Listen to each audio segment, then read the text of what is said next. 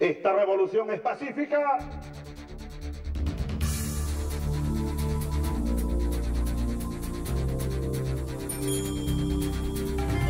¡Aquí alguien manda, Chávez!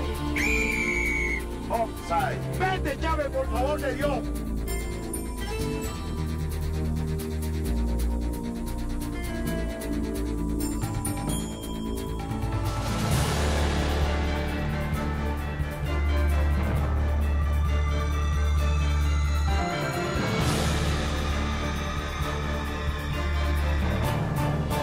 Pero Armada, que nadie se equivoque al respecto.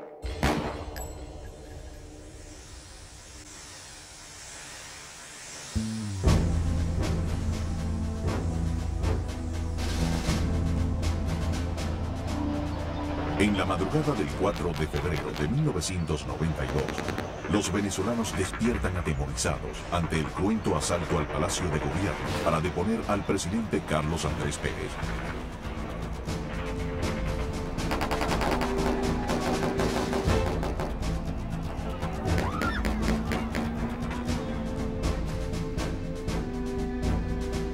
El fallido intento de golpe de Estado, que deja un saldo de decenas de muertos y centenares de heridos, es liderado por un desconocido teniente coronel, Hugo Rafael Chávez Frías. Nosotros acá en Caracas no logramos controlar el poder. Ustedes lo hicieron muy bien por allá, pero ya es tiempo de evitar más derramamiento de sangre y yo, ante el país y ante ustedes, asumo la responsabilidad de este movimiento militar bolivariano.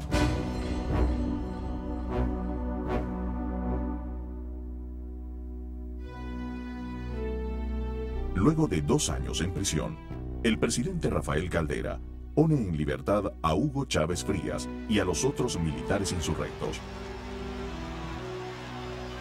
Una vez en la calle, Chávez recorre el país con un encendido discurso antisistema que no encuentra eco en la población. Hábilmente, en 1996, un veterano operador político, Luis Miquilena, lo saca de su posición abstencionista y le sugiere atenerse a las reglas democráticas. Es así como en 1997 fundan el movimiento Quinta República para participar en las elecciones presidenciales de 1998.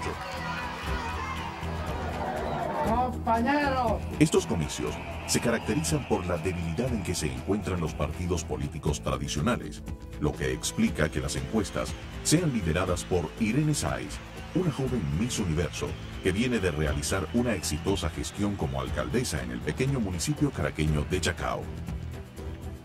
En su campaña electoral, Chávez basa su discurso en un ataque directo contra los partidos políticos tradicionales, en la denuncia de prácticas de corrupción y en la incapacidad de la democracia representativa para resolver los problemas vitales de las grandes mayorías. Su imagen de militar favorece las expectativas populares que buscan un hombre fuerte, capaz de producir los cambios radicales anhelados por los venezolanos. Tenemos un 58% de población para ese momento que quería un cambio radical del país, al punto que había incluso un 26% que aceptaba violencia, si era necesario, para lograr esos cambios. En el año 98 la pobreza en Venezuela estaba por el orden del 55-56% de pobreza. Eso es más o menos el nivel de lo que podríamos llamar la pobreza estructural en Venezuela. Es decir, nosotros habíamos perdido entre el año 83 y el año 98, prácticamente durante 15 años, vivimos un estancamiento del ingreso promedio de los venezolanos. Todo esto creó un ambiente político y social que condujo a que los venezolanos escogieran la opción que parecía significar el rechazo global de la élite política que nos había gobernado durante medio siglo y su sustitución por alguien que parecía remediar todos los desafueros y los errores. La situación estaba dada para que un nuevo actor político apareciera en el escenario. Durante 40 años de régimen democrático, se construyeron grandes obras en infraestructura. Se redujo significativamente el número de analfabetos, se masificó la educación y se activaron planes de desarrollo en el sector industrial. Sin embargo, quedaron pendientes graves problemas estructurales de desigualdad e injusticia social.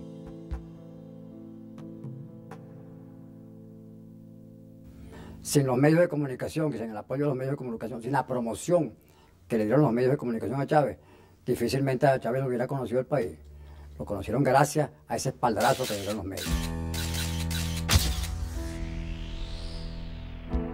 En las elecciones presidenciales del 6 de diciembre, Hugo Chávez logra el apoyo de vastos sectores populares, de la clase media y hasta de las élites venezolanas que apuestan por un cambio en el país.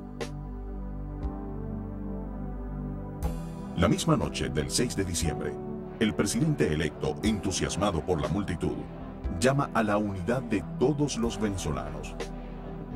Solo la unión podrá abrirnos el camino de la salvación de Venezuela. Yo los necesito a todos unidos y a eso llamo, a la unión de todos los venezolanos.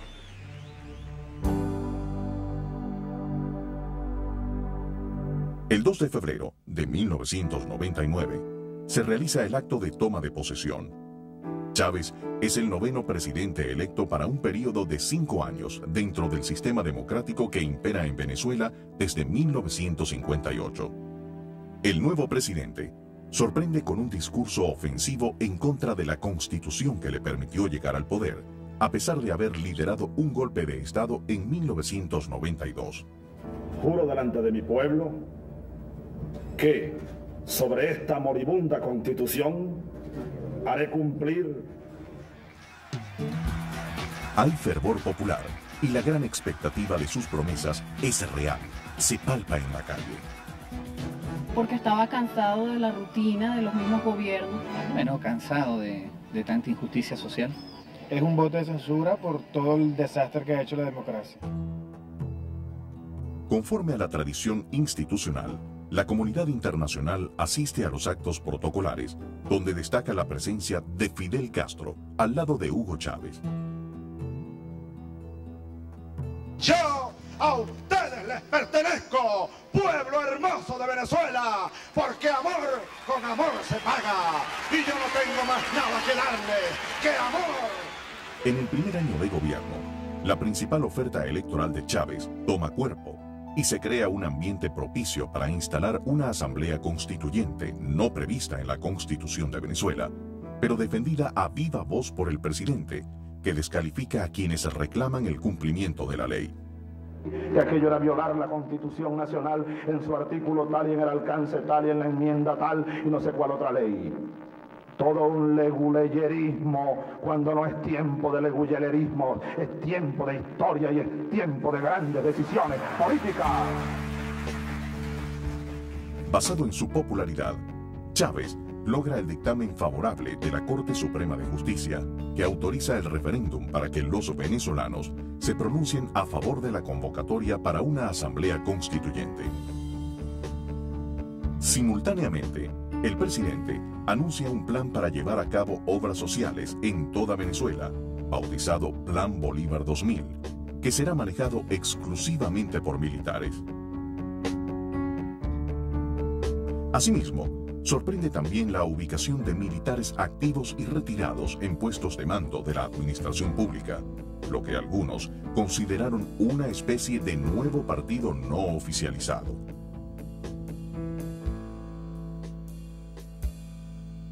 Hugo Chávez se prohíbe a sí mismo que haya niños de la calle en Venezuela. Me lo prohíbo. No puede haber niños de la calle en Venezuela.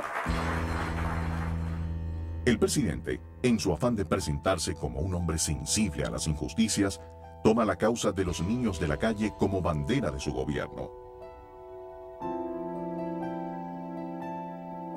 En el orden institucional, Chávez anuncia su propósito de hacer cambios fundamentales en PDVSA, la industria petrolera del país, nacionalizada en el año 1976, que genera la mayor fuente de riqueza nacional. En actitud hostil, el presidente la critica de ser un Estado dentro del Estado. Estoy revisando hasta el último detalle de los negocios del petróleo. En abril, los venezolanos asisten a las urnas y votan mayoritariamente a favor de la propuesta del presidente para que se convoque una asamblea constituyente en el menor tiempo posible.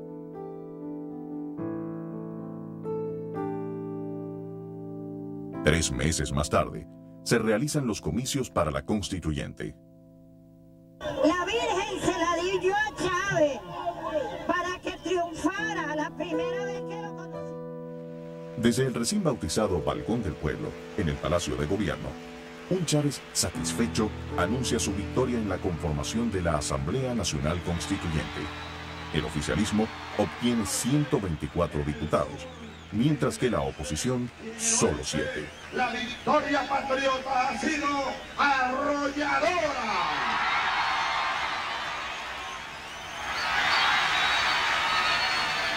Cada día siento que los amo más, porque siento el amor del pueblo. Y como he dicho muchas veces, y con esto termino por ahora, amor con amor se paga. A principios de agosto, se instala la Asamblea Constituyente que deberá redactar una nueva constitución. La Asamblea Nacional Constituyente es originaria y soberana.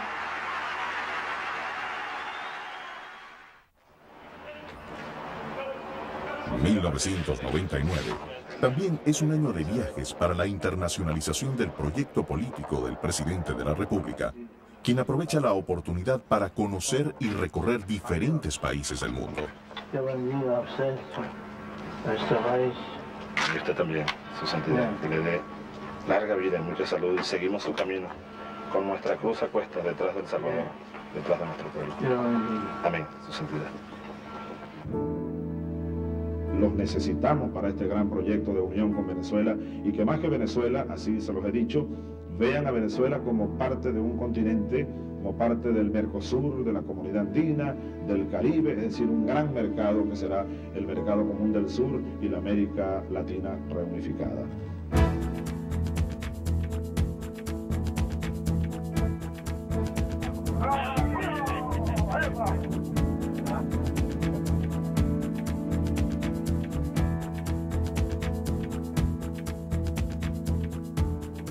En su agenda de viaje, Chávez le devuelve la visita a Castro, y qué mejor que el deporte popular de ambos países para iniciar unos lazos preferenciales de dos regímenes con sistemas políticos totalmente diferentes: democracia y dictadura. Alfonso Coya y Hugo Chávez Frías. El equipo de Cuba, como director, el comandante en jefe, Fidel Castro Cruz. Este equipo que va a dar la batalla, pero lo que te decía es que viene a hacer unos lanzamientos y Fidel mandó a observar, a espiar. Él es experto en esas cosas, ¿no? Mientras el presidente asume personalmente su política exterior, la Asamblea Constituyente redacta en apenas 4 meses una nueva constitución. El primer mandatario empeña todo su esfuerzo en la campaña por su aprobación. Todos vayamos a votar, que no se quede nadie sin votar, y por supuesto por el sí. Este nuevo texto constitucional elimina el Senado para dar paso a un parlamento unicameral. Incluye 2 nuevos poderes, el electoral y el ciudadano. Crea el cargo de vicepresidente de la República. Permite el voto a los militares y establece la posibilidad del referéndum en diversas modalidades. Las elecciones para aprobar la Constitución se realizan el 15 de diciembre. Este día, el gobierno celebra una nueva victoria con el respaldo del 71% de los votantes, aunque la abstención llega al 54%. Sin embargo, las lluvias que fueron escenario de la jornada electoral se intensifican en el litoral vecino a Caracas. Si la naturaleza se opone, lucharemos contra ella y la haremos que nos obedezca.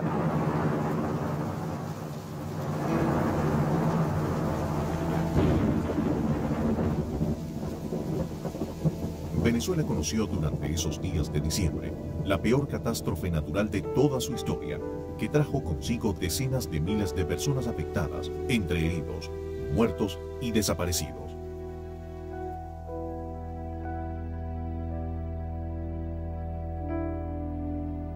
El país recibe el apoyo solidario de la comunidad internacional para ayudar a reconstruir el Estado Vargas. Los Estados Unidos envían una flota con ingenieros y equipos para hacer carreteras, pero en pleno viaje en alta mar, el presidente Chávez, sin aclarar razones, rechaza la ayuda americana y las naves se tienen que regresar. El saldo del primer año de gobierno es favorable para Hugo Chávez. Ha salido victorioso de los 3 procesos electorales que le han permitido cumplir su oferta política: una nueva constitución.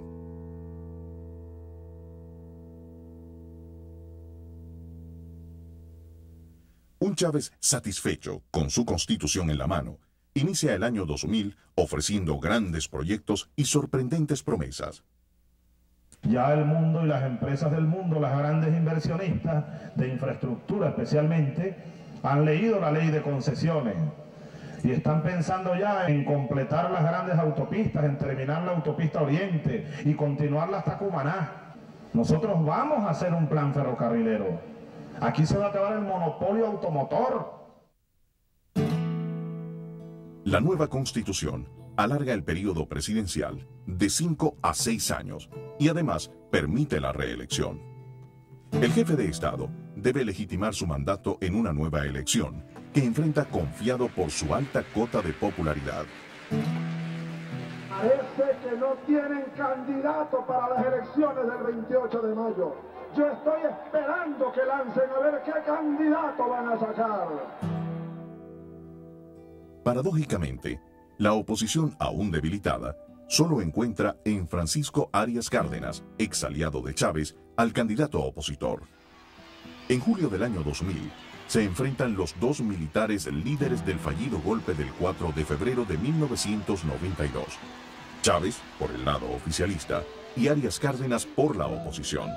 Porque son cabeza de gallina, son cabeza de pollo, no tienen condiciones para dirigir un país. Con más de 3.700.000 votos, Chávez es electo presidente para un periodo de 6 años. Regocijado, ora ahora sobre una constitución hecha a su medida. Juro delante de ustedes, juro delante de esta revolucionaria constitución bolivariana, que lucharé sin descanso. En agosto, el ahora presidente de la República Bolivariana de Venezuela inicia un prolongado viaje al Medio Oriente como misión preparatoria de la cumbre de la OPEP a realizarse en Caracas. Siempre al ataque. Al ataque. Pero el verdadero impacto mediático de esta gira lo logra cuando incluye en su agenda la entrevista en Irak con el presidente Saddam Hussein.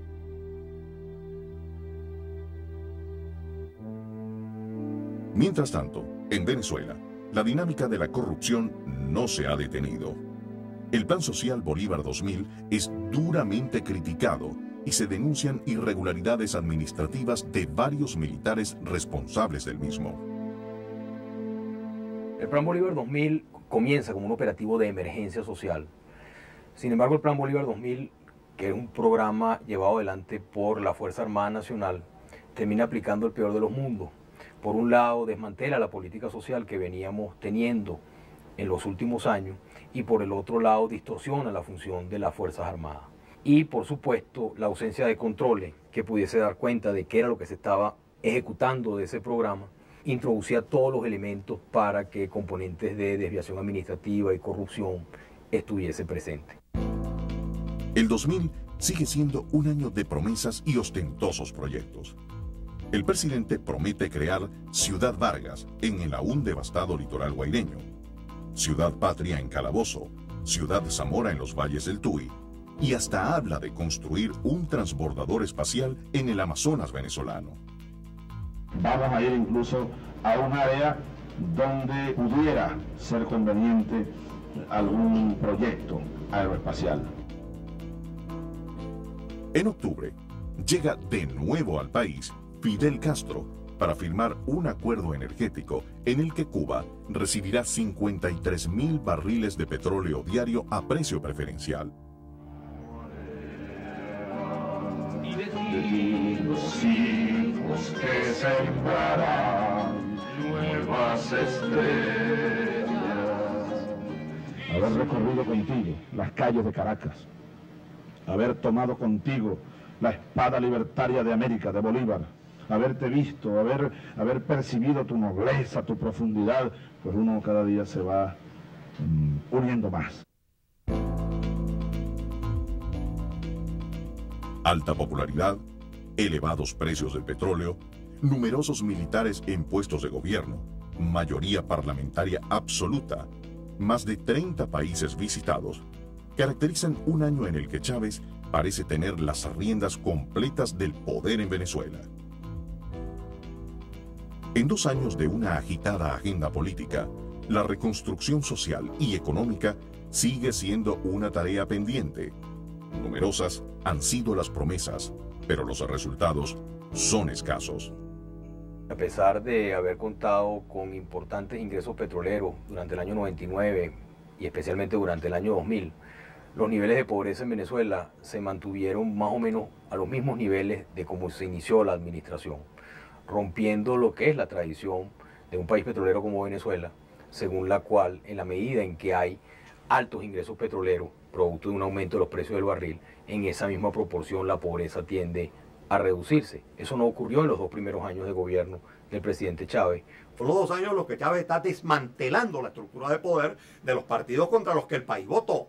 Entonces, por supuesto, la gente le concedía todavía algo más que la luna de miel tradicional de unos 5 o 6 meses. Le concedió 2 años. Este gobierno que yo dirijo no apoya a la oligarquía ninguna. Chávez inicia el año 2001, utilizando con cada vez más frecuencia las cadenas televisivas para confrontar a los medios de comunicación a quienes reclama injustas críticas a su gestión de gobierno. La cadena es un recurso del Ejecutivo que obliga a todas las emisoras de radio y televisión a transmitir exclusiva y simultáneamente las intervenciones oficiales que pueden durar hasta 3 horas, según el estado de ánimo del presidente. A pesar de no existir ninguna ley para este uso arbitrario de los medios, en el año 2000, el total de horas de transmisión por cadenas presidenciales fue de 110 horas, cifra que superará en el 2001. ¿Estamos en cadena? Sí, ¿verdad? Este año vamos a insistir con las cadenas porque nos tienen una campaña mediática que ayer la denuncié y la sigo denunciando. Yo les voy a demostrar cómo el diario El Universal ha estado impulsando terrorismo. No tengo otra forma de llamarlo, sino terrorismo.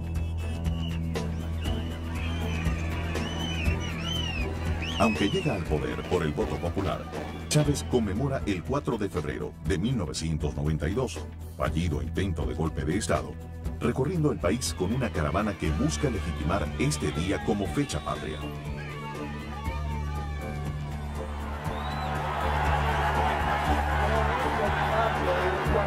En Caracas, sectores de la sociedad civil se concentran por primera vez en estos 2 años y se atreven a salir a la calle para rechazar un decreto ministerial con el que el gobierno intenta tener mayor control ideológico sobre la educación.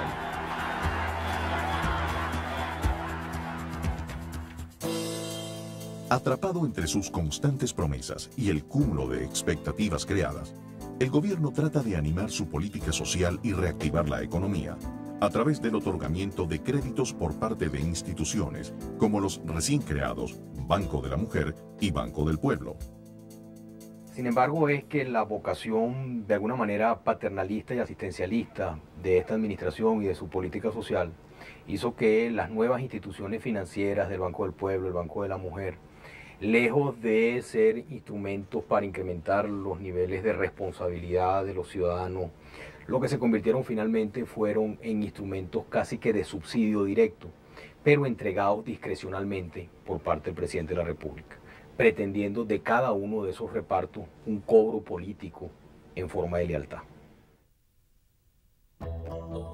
A mediados del año, el Movimiento al Socialismo MAS, importante partido de la coalición oficial, decide retirarle el apoyo a Chávez.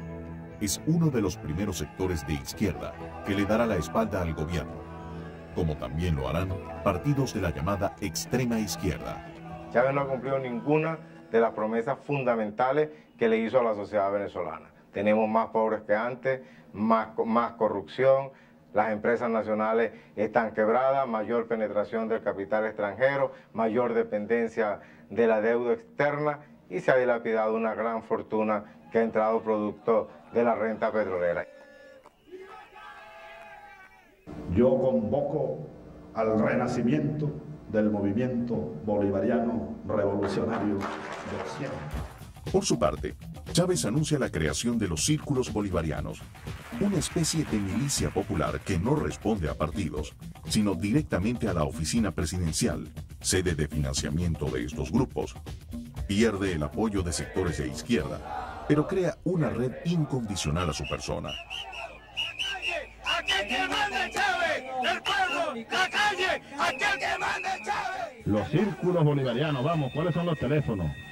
Los círculos bolivarianos, ¿cómo van los círculos, Diosdado? Las reuniones.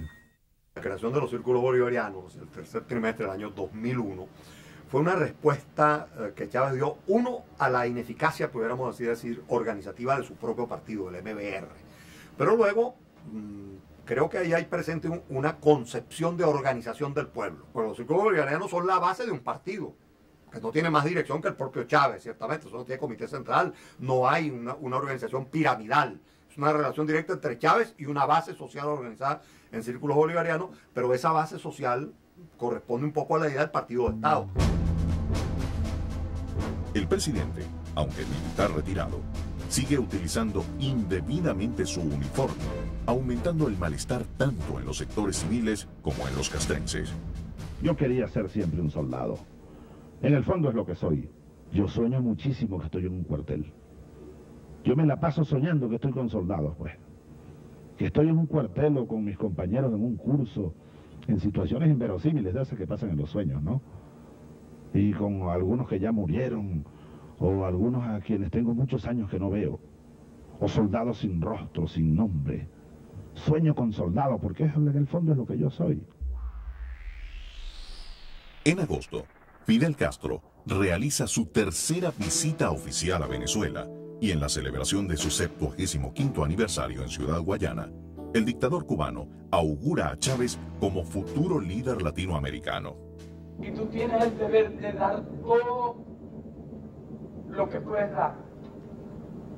Y que esperamos que tú, con tu heroico pueblo, serás capaz de hacerlo. Para mí un cumpleaños, para ti un compromiso.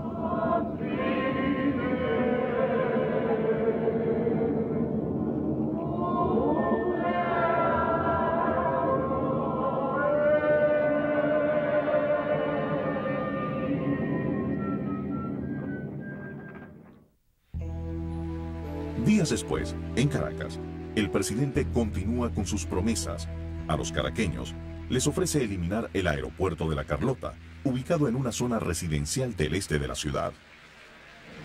Le vamos a regalar La Carlota a los caraqueños. Ese va a ser un espacio para la diversión, para la ecología, para la distracción.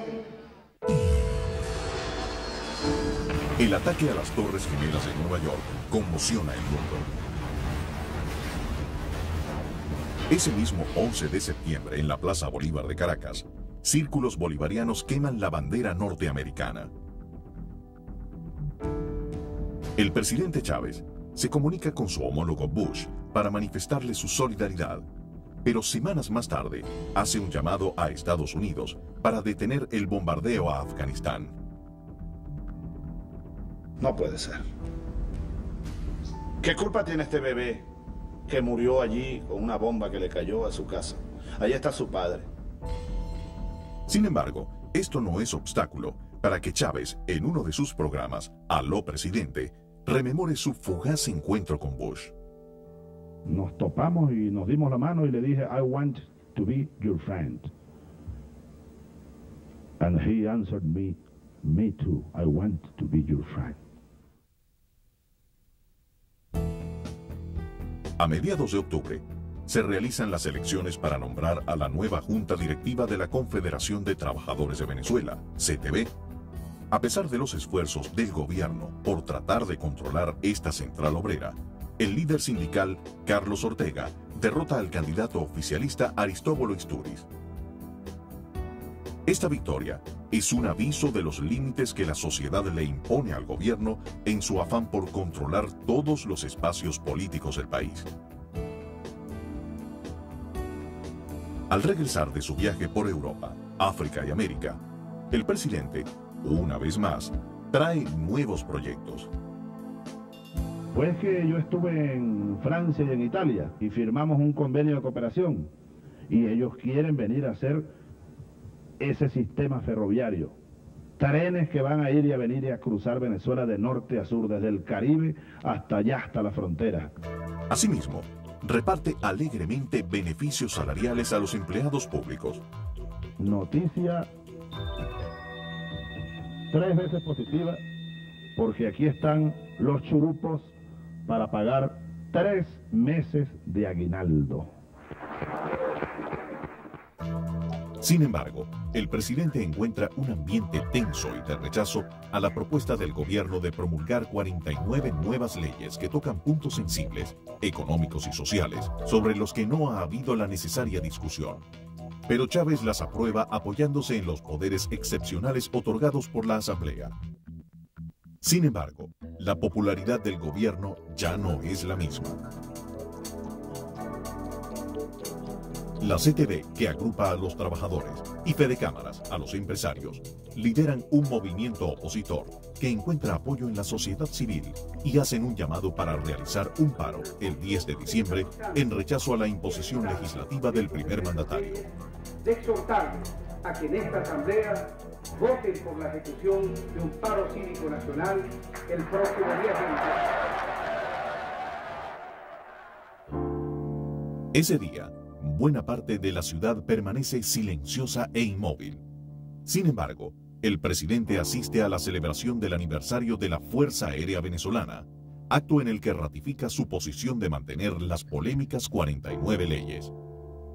Los vecinos, que siguen su discurso por televisión, desaprueban sus palabras con el sonido de las cacerolas.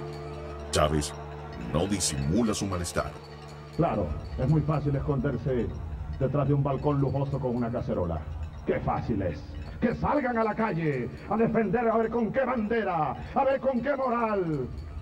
Queremos verle los rostros, que hablen, que le digan al país qué es lo que defienden esas minorías privilegiadas. Esta revolución no tiene marcha atrás. Y cada día que pase, vamos a profundizarla en los cambios de la estructura económica y moral que tenemos. Recordamos que tenemos casi ya 3 años de gobierno. Y durante esos 3 años de gobierno, el nivel de satisfacción de expectativas es más bien baja. Y en un contexto económico donde no ha ocurrido ningún deslave importante desde el punto de vista de caída del precio del petróleo, desde el punto de vista de recesión económica importante. Lo que ha habido es simple ineptitud. Naturalmente los venezolanos comenzaron entonces a esperar con la mano abierta que viniera esa redistribución de la renta. Y entonces el gobierno pasó de 68%, como había comenzado, a apenas 33% de apoyo, simplemente porque los venezolanos no vieron resultados, no vieron esa redistribución de la renta, mientras el presidente seguía en un conflicto permanente de orden político. Comenzó entonces un proceso de recomposición de partidos, de reorganización, la sociedad civil comenzó a levantarse sobre sus pies y sobre todo una parte de la sociedad, digamos la parte patronal por un lado y la parte sindical por la otra, que fueron particularmente víctimas del estilo agresivo del presidente, pues también, digamos, encontraron manera de reaccionar. Y sobre todo, la gran coyuntura para esa reacción fue la aprobación de las famosas 49 leyes por vía de una ley habilitante, que fue un acto abusivo de poder, y eso llevó al empresariado a reaccionar con muchísima fuerza. El presidente, consciente de la sensible pérdida de respaldo que amenaza su popularidad, busca fortalecer su base popular y en un acto público en la Avenida Bolívar de Caracas, juramenta a los círculos bolivarianos y declara que el 2002 será el año de la consolidación de la revolución bolivariana. El juramento bolivariano, Juro delante de usted que me dedicaré por entero a la ideología bolivariana. Juro que consolidaremos para siempre la revolución bolivariana. ¡Que vivan los círculos bolivarianos!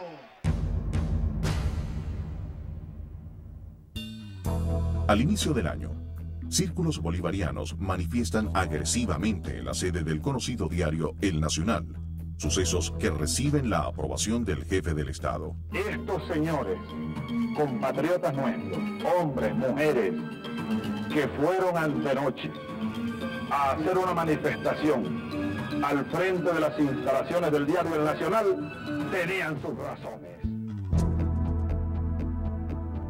Este consentimiento oficial, sin duda, contribuye a que a lo largo del año se realicen numerosas agresiones contra periodistas, medios de comunicación social y personalidades de la oposición.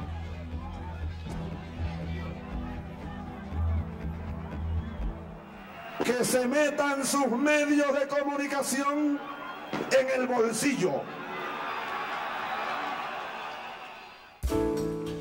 El 23 de enero, fecha en la que el país celebra la caída de la dictadura de Pérez Jiménez en 1958, es el día en que la oposición elige salir a la calle masivamente para manifestar su apoyo a la democracia. Partidos, sindicatos y numerosas asociaciones civiles alegan visos autoritarios en el gobierno de Chávez.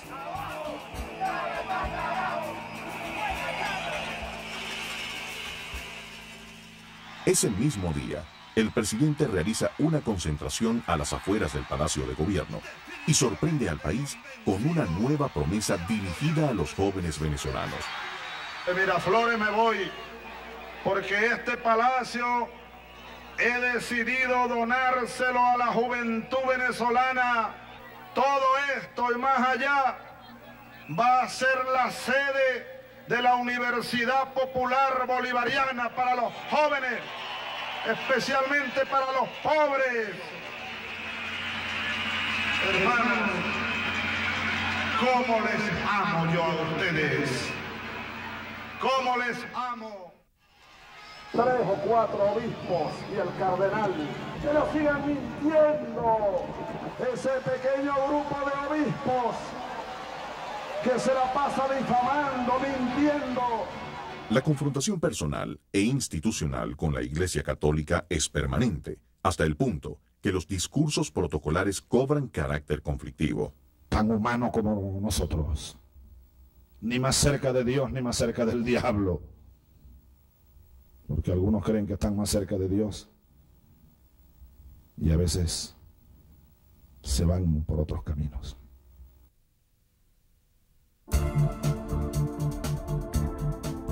Pero el sector más sensible es la industria petrolera. En febrero, Chávez renueva por 4ª vez la junta directiva de PDVSA.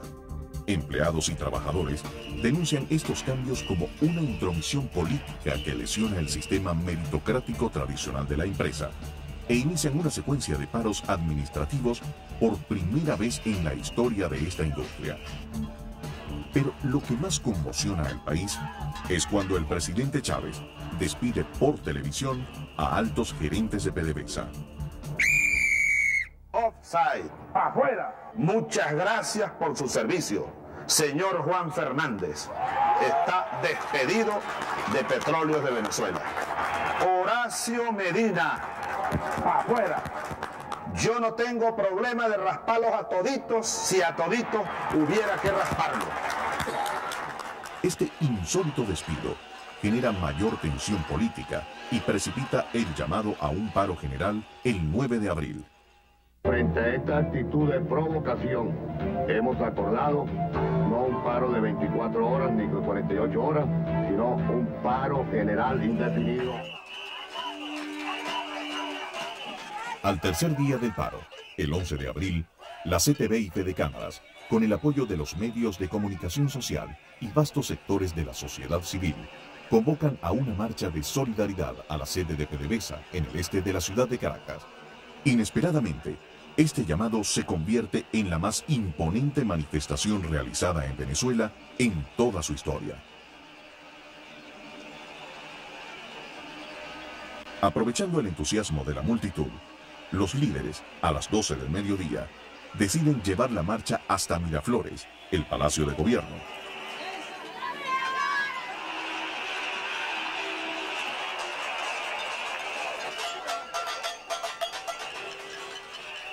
Dos horas más tarde, decenas de miles de venezolanos se encuentran cercanos al palacio, donde partidarios del gobierno y guardias nacionales están a la espera, decididos a frenar la manifestación. La convocatoria es a Miraflores, todo el pueblo a Miraflores a defender su revolución. ¡No pasará! Por su lado, una vez más, el presidente, ocupando todo el sistema de radio y televisión e impidiendo cualquier otro tipo de información, advierte que la marcha no llegará a Miraflores. Durante la hora y media que Chávez domina los medios de comunicación, en la calle se desarrolla una fuerte confrontación entre seguidores del gobierno y manifestantes de la oposición. Partidarios del oficialismo y efectivos de la Fuerza Armada descargan sus armas contra los manifestantes.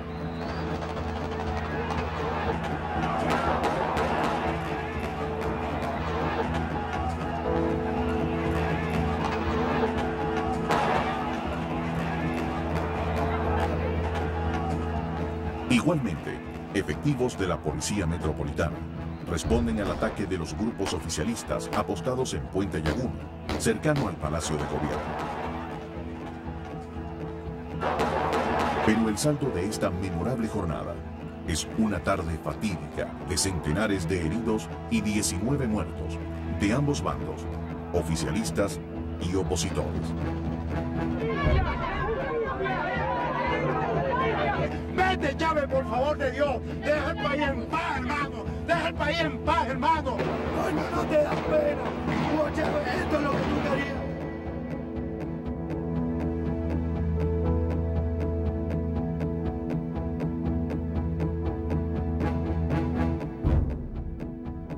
Ese mismo día, antes del anochecer, el alto mando militar le quita el apoyo a Chávez y en la noche le solicita su renuncia.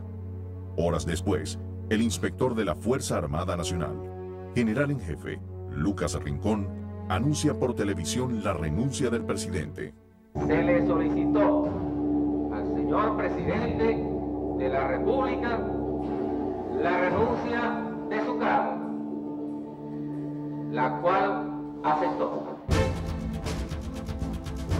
El día 12 de abril, se forma un nuevo gobierno dirigido por Pedro Carmona, presidente de Telecámaras, asociación patronal del país.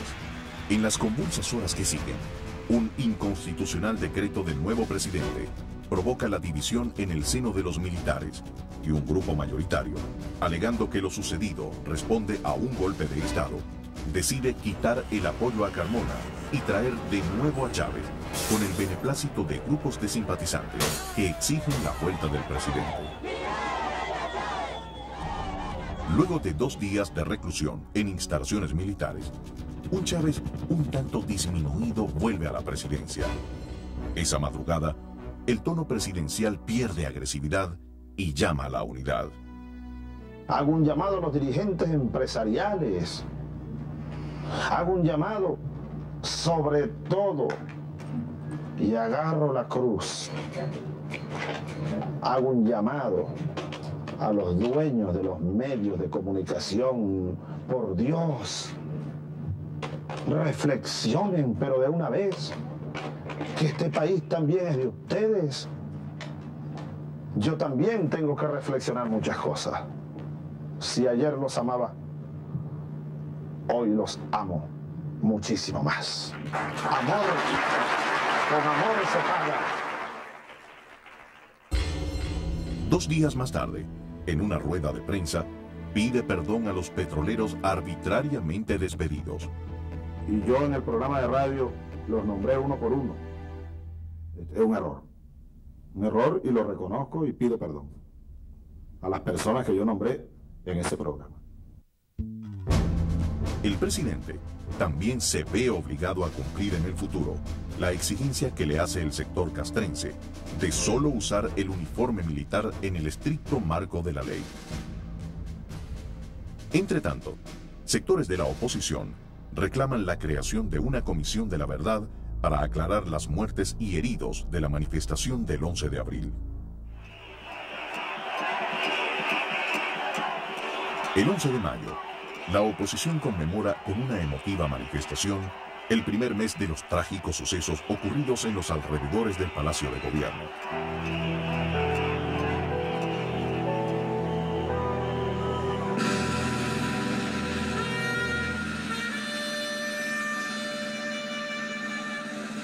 Es la primera de una serie de movilizaciones, tanto en Caracas como en el interior del país, en las que los venezolanos salen a la calle a protestar. Activas organizaciones de la sociedad civil, en asociación con partidos políticos cada vez más consolidados, lideran el descontento popular. Las demandas de la oposición se radicalizan pidiendo nuevas elecciones o directamente la renuncia del presidente.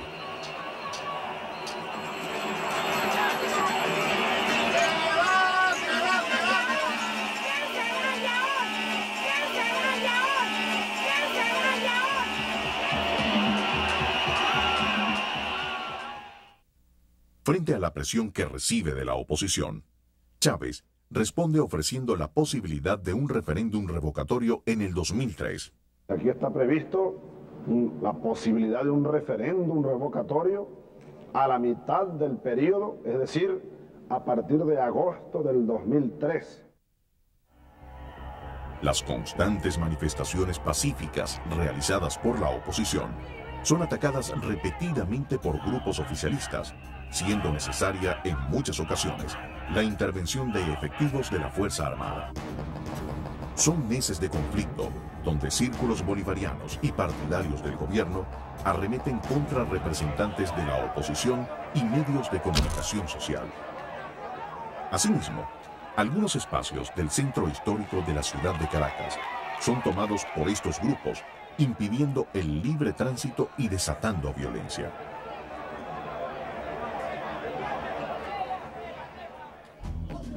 Por su parte, un grupo de militares activos, amparado en el artículo 350 de la Constitución Nacional, se declara en desobediencia civil y toma la Plaza Altamira, en el este de Caracas.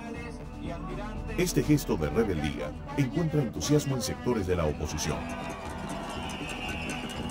Pero, meses más tarde, la plaza toma un carácter trágico cuando es objeto de un atentado criminal que deja varios heridos y 3 venezolanos muertos.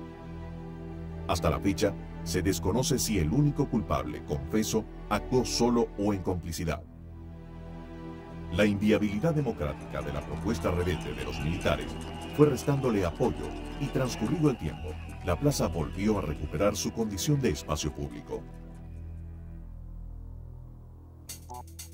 Este clima de creciente tensión social exige la intervención de la Organización de Estados Americanos, OEA, y con la presencia de su secretario general, el Dr. Gaviria, se crea una mesa de negociación entre el gobierno y la oposición, representada por la Coordinadora Democrática, plataforma política de partidos y organizaciones de la sociedad civil. En medio de muchas desavenencias y de la permanente actitud violenta de los grupos afectos al gobierno, la CTV y Fede Cámaras convocan de nuevo un paro general para el 2 de diciembre.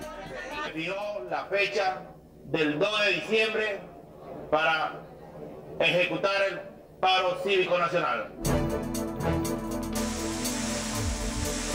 El día 3 de diciembre, lo que originalmente sería una paralización de 24 horas, se transforma en un paro indefinido con el apoyo de la industria petrolera y de los medios de comunicación que participan activamente en la crisis que vive el país. Que el pueblo, en ejercicio soberano, continúa el paro cívico nacional. Numerosas movilizaciones se realizan en toda Venezuela.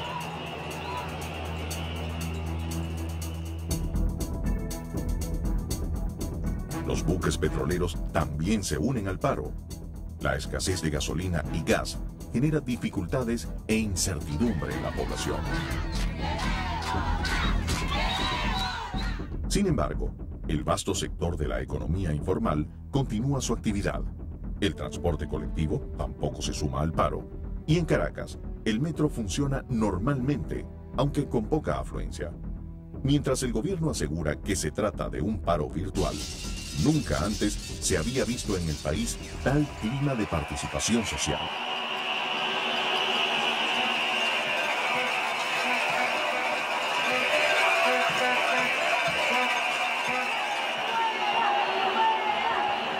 Finaliza el año 2002 y ni gobierno ni oposición ceden en sus posiciones.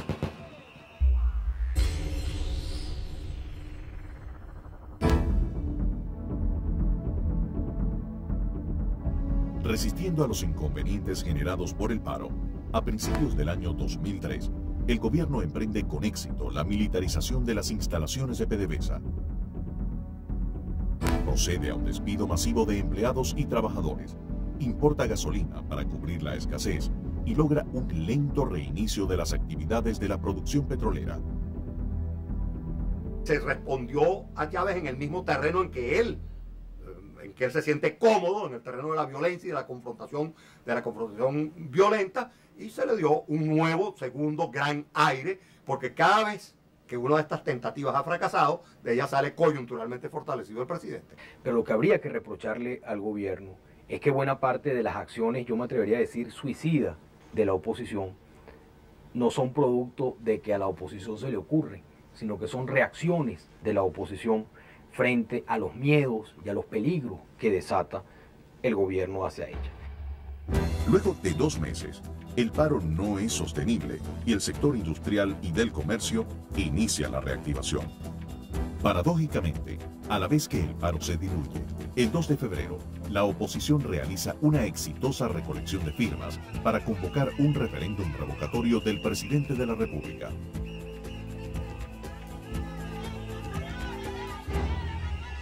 Está bajando la gente del cerro a firmar. Estoy aquí por la libertad de mi patria, de mis hijos, de mis nietos. ¡Se va! Más de 3 millones de firmas son recogidas durante esta jornada cívica.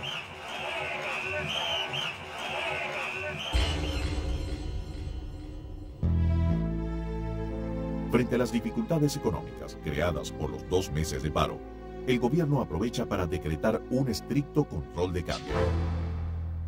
De manera que desde el punto de vista estrictamente económico, yo creo que el gobierno no tenía alternativa, tenía que imponer un control de cambio. Ahora, una vez impuesto, bueno, que no lo impuso a lo largo de ninguno de los 4 años anteriores, a pesar de que algunos de sus sectores más ortodoxos, digamos así, abogaban por él, frente a Chávez, que nunca pensó que fuera necesario.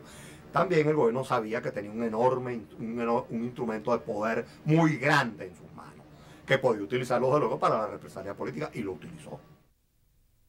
El control de cambio, el presidente lo justifica más como una bandera política, al decir que no le va a dar $1 a los golpistas, y lo que hizo fue ponerle un torniquete a la economía que sin lugar a duda ha tenido un efecto contractivo en el nivel de actividad económica muy importante. Ni $1 para los golpistas. No se equivoquen con nosotros. Esta revolución es pacífica, pero no está desarmada. Es una revolución armada, la revolución. Sintiéndose triunfador y con un alza en las encuestas, el presidente se reconforta en el poder y acusa de golpistas y traidores a la patria a quienes participaron en el paro. Que va a continuar PDVSA, por ejemplo, haciendo contratos con empresarios golpistas o saboteadores o alimentando a los enemigos de la patria. Ni un vaso de agua a los enemigos de la patria. Se habla por allí, por ejemplo, de algunos voceros, de algunos sectores, de una amnistía selectiva. Amnistía, ni selectiva ni nada. No hay perdón para nadie. Los traidores, traidores son. No pueden volver ni van a volver. Para abril, Ya suman más de 18.000 los despidos de la industria petrolera, más de un tercio de la nómina de la empresa, hechos sin precedentes en la historia laboral del país. En alguna ocasión, por ingenuo, dije que envainé la espada. Me obligaron a desenvainarla. La tengo desenvainada y en mi mano izquierda, que es mi mano fuerte. Y más nunca voy a envainar la espada. Incluso pido que cuando me entierren con una espada desenvainada en mi mano. Las amenazas del presidente se traducen en agresiones en los campos petroleros, donde los trabajadores despedidos ahora son desalojados por la fuerza, violentamente de sus viviendas.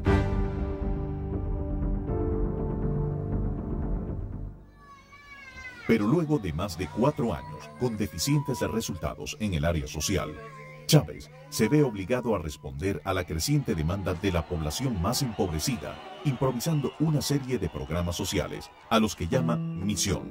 La Misión Robinson, la más publicitada, es un plan de alfabetización que utiliza la experiencia y asesoría cubana. Al finalizar el año, el presidente anuncia los supuestos resultados de esta misión. 1.120.000. Eso merece un aplauso más para la Misión Robinson. R-O-B-I-N-S-O Robinson. R-O-B-I-N-S-O Robinson. La Misión Barrio Adentro es un plan de medicina familiar que se limita a la utilización de miles de médicos cubanos en barrios populares, desatendiendo las urgencias de la infraestructura hospitalaria del país. 14.590.962 casos vistos. Estamos en presencia de un récord mundial. Gracias, hermanos de Cuba. Para su líder, el comandante Fidel Castro. Quiero a Chávez porque fue el único presidente que trajo a este país la revolución bonita como lo es el Plan Barrio Adentro. El programa Barrio Adentro, si se inserta ante un programa de recuperación total del sistema de salud pública, bienvenido sea. Ahora, si aparece como una alternativa a un sistema de salud pública muy deteriorado, pues probablemente en los sitios donde hay un médico de familia, la gente lo agradece. Pero la inmensa mayoría de la población no tiene acceso a ese médico de familia. Tiene que contar con los hospitales públicos y esos están en pésimo estado. Y esa es una de las grandes culpas de una gestión como esta. La gestión de la vida ordinaria del país, la gestión administrativa ordinaria, es probablemente el hándicap más grande de este gobierno. La Misión Rivas pretende dar la oportunidad a 400.000 estudiantes que han abandonado sus estudios para terminar el bachillerato en poco tiempo. Si tenemos una grave crisis con nuestro modelo de bachillerato, donde los muchachos cuando salen de allí estudian 5 años inglés y no salen hablando inglés, estudian 5 años matemática y prácticamente no saben matemáticas, y así sucesivamente con casi todas las materias, pues imagínese si de esos 5 años usted los reduce a 2, ¿qué cree usted que puede obtener en términos de calidad académica? Las misiones, por supuesto, que se están haciendo paralelamente al presupuesto ordinario. Son medidas lanzadas, como buena parte de las cosas que hace este gobierno, de modo improvisado. Y su propia ejecución no es verificada por nadie. Es decir, ¿cuál es el resultado que están produciendo? Aparte del resultado político, que no dudo que ha sido beneficioso para Chávez. Inaugurada la Misión Sucre. Y la Misión Sucre es un ambicioso programa que, sin ningún proyecto académico conocido, promete incorporar a la recién creada Universidad Bolivariana a 400.000 estudiantes que no han podido ingresar a la educación superior. El presidente aprovecha esta ocasión para repartir directamente el dinero del Estado a los futuros estudiantes. Vamos a seleccionar 100.000 para darles una beca de $100 mensuales, es decir, 160.000 bolívares mensuales a partir de noviembre, para ayudarlos un poco. Yo creo que las misiones es el intento desesperado de producir, y ahora sí habría que decirlo mediáticamente, algún tipo de obra gubernamental. Los logros de esta revolución son la Misión Rivas, la Misión Sucre, la Misión...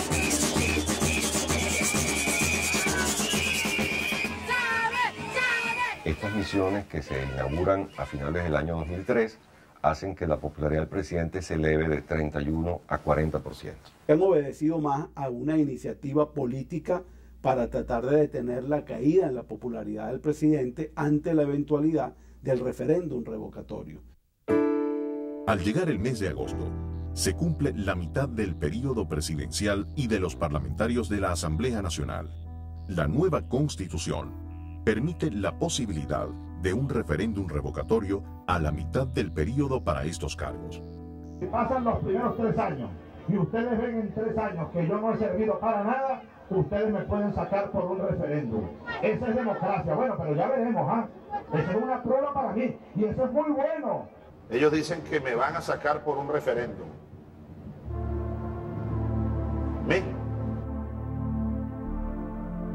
La solicitud de estos revocatorios también responde a las recomendaciones de la Mesa de Negociación y Acuerdo, firmado en el mes de mayo con los auspicios de la OEA y del Centro Carter, para lograr una salida pacífica, constitucional y electoral a la crisis política del país. A finales de noviembre, se recogen las firmas para los revocatorios de los diputados del oficialismo y de la oposición, pero la atención está centrada en las firmas para revocar al presidente, ya que las recogidas el 2 de febrero fueron invalidadas por el Consejo Nacional Electoral, CNE. Una vez más, millones de venezolanos ratifican en la calle su voluntad democrática.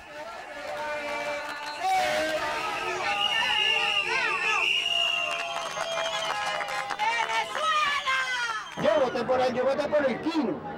Ahorita, mira, hace factura. Yo nací en democracia y quiero seguir viviendo en democracia, en libertad. Chávez resultó un fiasco para Venezuela. Porque hasta hambre estamos pasando. Porque no tenemos trabajo. Mi hija está graduada hace 2 años de ingeniera y no ha conseguido trabajo. Y el dinero no me alcanza. Cada día estamos más pobres. La delincuencia que está acabando con todos los venezolanos. Bueno, yo llevo 4 años sin trabajar. Pedimos un cambio y no lo tuvimos. Acabar con ese odio que lo ha creado dentro de un país tan pacífico como Venezuela. Para no caer en un cubanismo. Así de sencillo. ¡Vamos a salir de Chávez!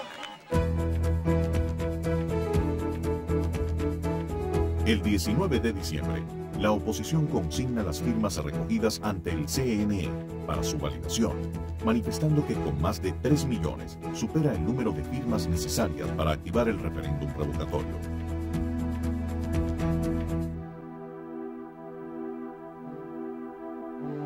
Finaliza el 2003 y la situación social de los venezolanos se agrava cada vez más, mientras que el país, con creciente expectativa, espera el pronunciamiento oficial del CNE sobre el número de firmas validadas.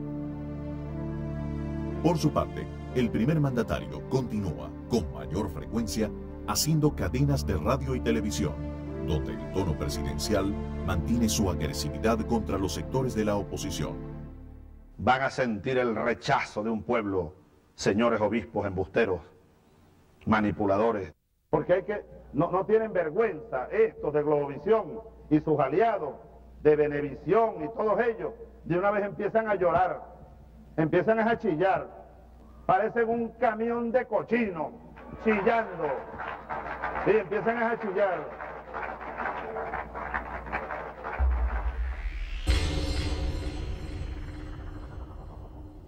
Comienza el 2004 y un Chávez satisfecho celebra su control total sobre la industria petrolera, aunque su nivel de producción haya disminuido considerablemente. Yo puedo decirles que ahora sí tengo capacidad de mando en PDVSA, pero antes no tenía absolutamente nada y ¿saben cómo me sentía? Un verdadero miserable. Que no le importa la empresa, le importa el control de la empresa, pero no la calidad.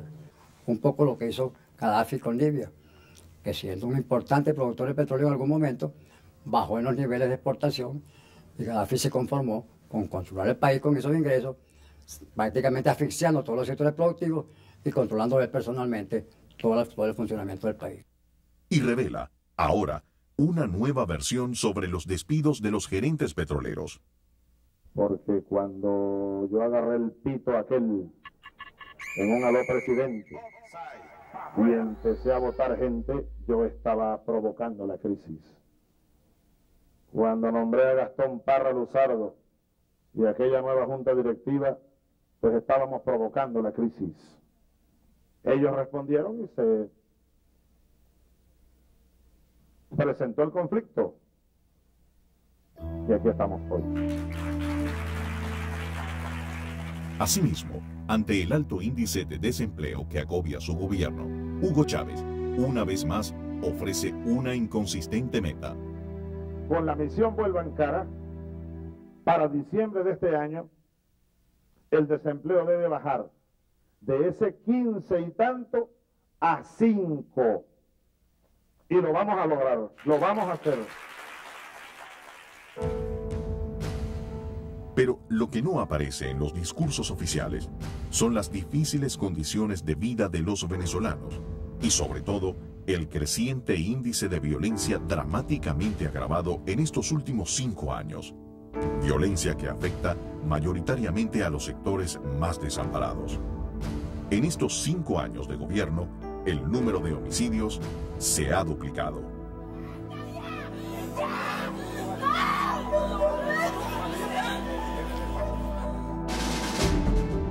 Con el aval de Chávez, y a diferencia de los gobiernos democráticos anteriores, el alto mando militar interviene cada vez más en el terreno político. No queremos traición a la patria, ni en ninguna de sus instituciones del Estado, ni en empresas básicas de la nación.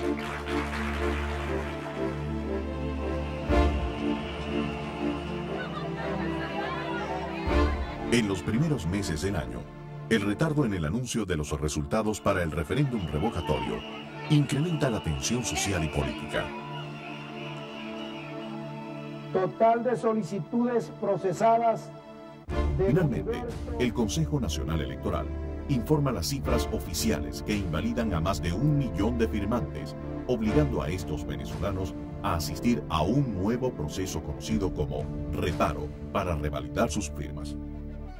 Este polémico veredicto, basado en formalismos no previstos, es entendido como un nuevo obstáculo para retrasar el referéndum revocatorio presidencial.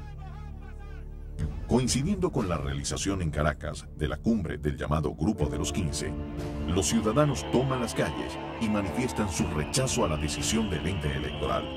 Mi firma es legal, es legítima y todos nosotros firmamos. ¡Viva la democracia! Hoy, mañana y siempre. ¡Abajo este gobierno! ¡Viva la democracia!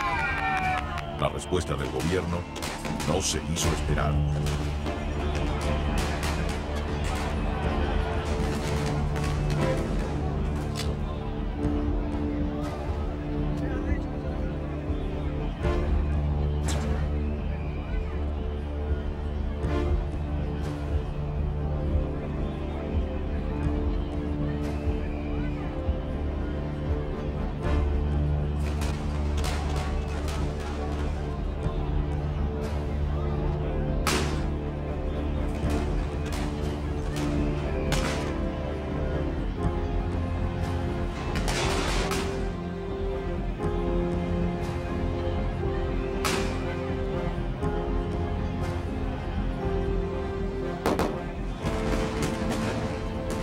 Fue una semana de disturbios que copó la atención de los medios de comunicación internacionales y que dejó un saldo de numerosas violaciones a los derechos humanos, centenares de detenidos y 10 venezolanos sin vida.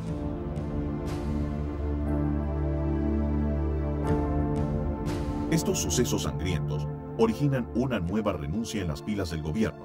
El embajador de Venezuela ante la Organización de las Naciones Unidas, ONU. La brutal represión contra los manifestantes que venían a entregarle a los jefes de Estado del G15 su posición en torno a la necesidad de un proceso referendario, de un proceso de firmas, mostró la verdadera faz de la militarización del poder.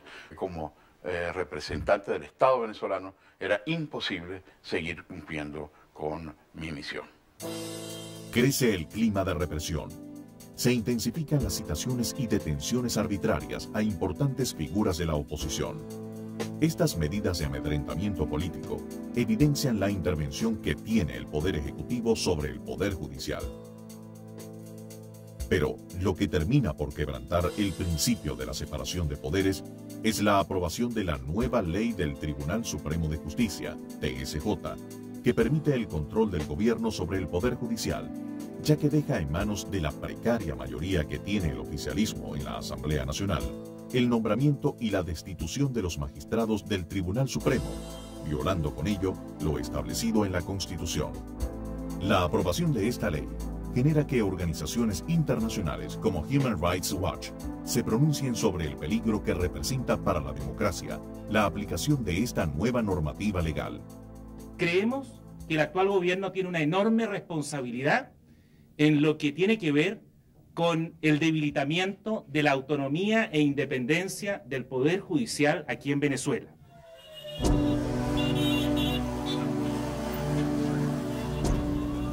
El ambiente político se calienta aún más con la denuncia del presidente sobre una supuesta invasión de paramilitares colombianos.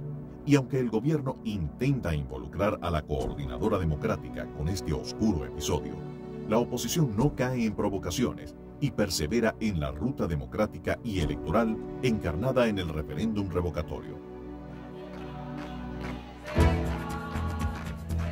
En este contexto, del 28 al 30 de mayo, se realiza en todo el país el proceso de reparos, que busca validar 525.118 firmas para activar el referéndum revocatorio contra el presidente Chávez, jornada que se efectúa con la presencia de observadores internacionales, tanto del Centro Carter como de la OEA. El 3 de junio, el Consejo Nacional Electoral, luego de una intensa presión por parte de la sociedad civil, anuncia los resultados preliminares de la jornada de reparos, confirmando el triunfo de la oposición al obtener el número de firmas necesarias para la activación del referéndum revocatorio. Finalmente, se establece el 15 de agosto para la celebración del referéndum revocatorio presidencial, acto que es entendido por la mayoría de los venezolanos, tanto de la oposición como del oficialismo, como la salida electoral, constitucional y democrática a la polarización y crisis que ha vivido el país bajo el gobierno que se autodenomina bolivariano y revolucionario. Chávez, por supuesto, se jacta mucho de una supuesta revolución bolivariana. Aquí no ha habido ninguna revolución en cualquiera de las acepciones que queramos darle a la palabra. Este gobierno tomó la pobreza en el país con 57% en el año 99 y la está entregando a mediados del año 2004 con un 73% de pobreza.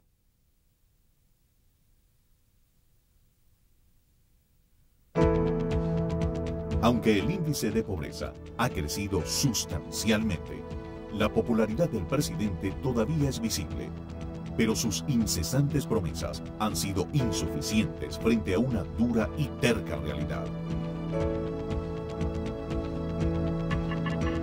Asumamos nuestra culpa. Yo de primero seré el primer culpable si hay niños abandonados en Venezuela. Sin embargo, el número de niños en las calles no ha dejado de crecer en estos 5 años. En el Palacio de Gobierno no funciona ninguna universidad para los jóvenes venezolanos. Los aviones siguen aterrizando en el aeropuerto de La Carlota y no se ha construido ningún parque ecológico en sus instalaciones. Ningún empresario venezolano o extranjero ha invertido en la construcción de nuevas autopistas. En materia ferroviaria, solo se está trabajando en las obras iniciadas por los gobiernos anteriores. Aunque las denuncias de los casos de corrupción son abundantes, no hay en Venezuela ni un solo preso por ese delito.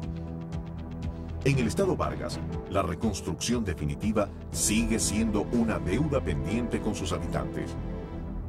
La Comisión de la Verdad sobre los caídos del 11 de abril de 2002 nunca logró conformarse. Aunque las concentraciones oficialistas se mantienen, cada vez se requieren más autobuses contratados para hacerlas posibles.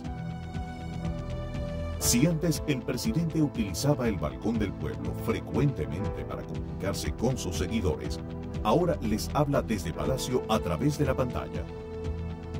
El número de viviendas construidas disminuyó de un promedio anual de 70.000 viviendas en gobiernos anteriores a 20.000. Más de 6.000 empresas en todo el país se han visto obligadas a cerrar sus puertas.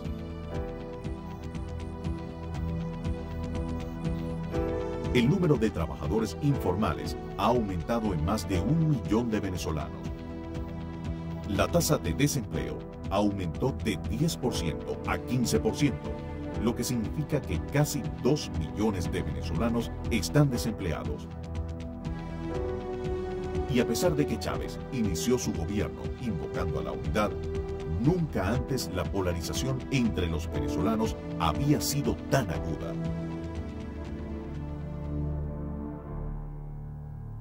A diferencia de otros países latinoamericanos, Venezuela ha logrado convivir sin guerras civiles por más de un siglo y en democracia durante los últimos 46 años.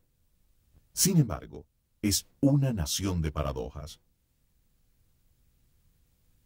Un país que, a pesar de haber tenido en estos últimos 5 años los mayores ingresos petroleros de toda su historia, ha tenido un gobierno incapaz de mejorar la calidad de vida de los venezolanos y que pretende imponer una revolución que se dice pacífica, pero armada.